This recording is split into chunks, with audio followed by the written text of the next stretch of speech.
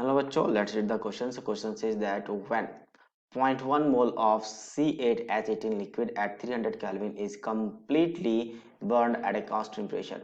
In stoichiometric amounts of the oxygen gas at 300 Kelvin, yielding products gaseous that is water, carbon monoxide, CO2 at 800 Kelvin, the process yielding 87.3 calorie of the heat to the surrounding. Means total इतना heat involve हो रहा है surrounding से. Now delta H formation in the kilocalorie per mole is given for this basically C8H18 that is -74. फिर CO2 is given, फिर carbon monoxide का given है and then water given है. सभी का डेल्टा H फॉर्मेशन गिवन है. along with that molar heat capacity at a constant pressure and a calorie per mole per Kelvin is given for carbon monoxide that is 7, carbon dioxide and water. Now assume that all the delta H are independent of temperature. मतलब जो enthalpy होगा किसी भी reactions का वो temperature से independent होगा.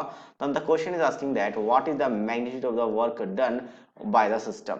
So basically by the system कितना वर्क डन होगा हमें ये क्या करना है, कैलकुलेट करना है. सो बेसिकली यहाँ पे दो चीजें हो रही है. जनरली क्या होता है कि अगर आप कार्बन को बर्न करो तो कार्बन डाइऑक्साइड बनती है, बट यहाँ पे साथ साथ में कार्बन मोनोऑक्साइड भी बन रहा है. तो दो डिफरेंट रिएक्शंस हम लिखेंगे. एक तो कार्बन डाइऑक्साइड के लिए यहाँ पे 8 टाइम्स आ जाएगा, बैलेंस करने के लिए 8 कार्बन है, और 9 टाइम्स ऑफ हाइड्रोजन वाटर लिखेंगे तो आपका हाइड्रोजन भी बैलेंस हो जाएगा. तो यहाँ पे टोटल ऑक्सीजन आपका 25 हो चुका राइट साइड में, तो 25/2 लिखेंगे. अगर मैं फिर से दोबारा इस रिएक्शन को लिखना चाहूँ, रीराइट करना चाहूँ किसके रिस्पेक्ट में, कि कार्बन मोनोऑक्साइड अगर फॉर्म हो जाए तो उसके फॉर्म में, यानी हम मान लेंगे टोटल 0.1 में से x मोल इसका कार्बन डाइऑक्साइड में जा रहा है, तो 0.1 माइनस x मोल किस में जा रहा है, कार्बन मोनोऑक्साइड में. तो ये भी आपका 8 times of carbon monoxide plus 9 times of water बन जाएगा. ठीक है, और बैलेंस करने के लिए आपका कितना ऑक्सीजन हो गया, 17. तो यहाँ पे 17/2 लिख देंगे तो बैलेंस हो जाएगा. सो बेसिकली ये x का वैल्यू निकालना है. सो ये x का वैल्यू वैसे तो अगर देखा जाए तो प्रीवियसली क्वेश्चन है हमने वहां पे कैलकुलेट ऑलरेडी किया हुआ है, बट अगर दोबारा हम कैलकुलेट करना चाहिए, मैं एक्सप्रेशन लिख देता हूँ कि कैसे कैलकुलेट होगा, वहां से कैलकुलेट कर सकते हैं. टोटल जो इस रिएक्शंस में आपके एंथैल्पी का इन्वॉल्व होगा वो 87.3 होगा. ये किसके किलो होगा, तो ये बर्निंग से कितना मोल आपके पास हीट एंथैल्पी रिलीज हो रहा है वहां से आएगा.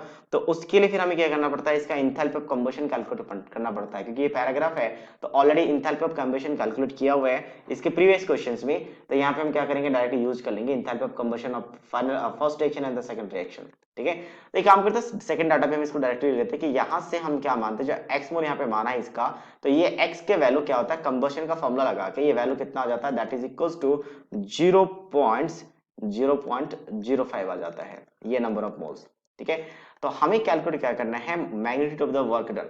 तो वर्क डन का फॉर्मूला क्या होता है, बेसिकली वर्क डन के फॉर्मूले की बात करें किसी भी रिएक्शंस के लिए तो ये होता है minus of R into N2T2 minus N1T1, ये फॉर्मूला होता है.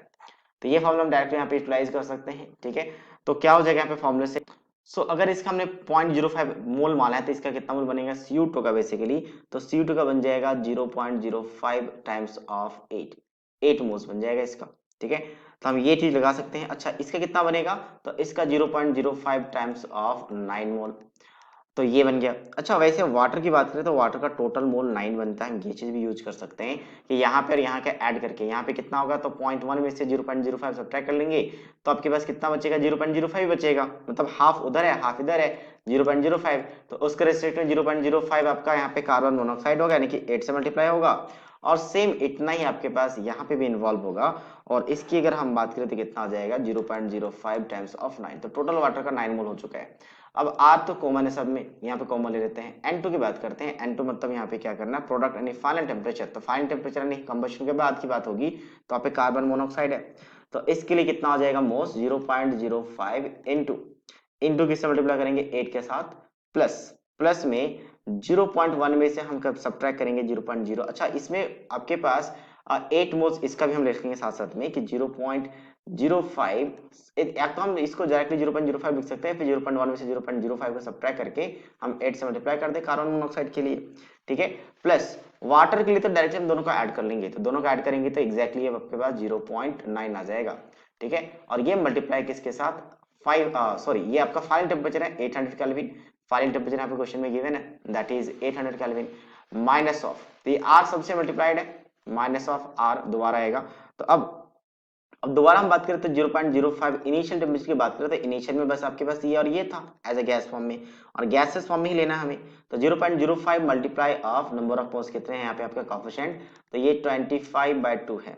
ठीक है, प्लस जीरो पॉइंट यहाँ पे कितना मानेंगे, 0.1 में से 0.05 सब्ट्रैक्ट हो जाएगा और यहाँ पे कोएफिशिएंट कितना है 17/2, तो ये हो जाएगा 17/2।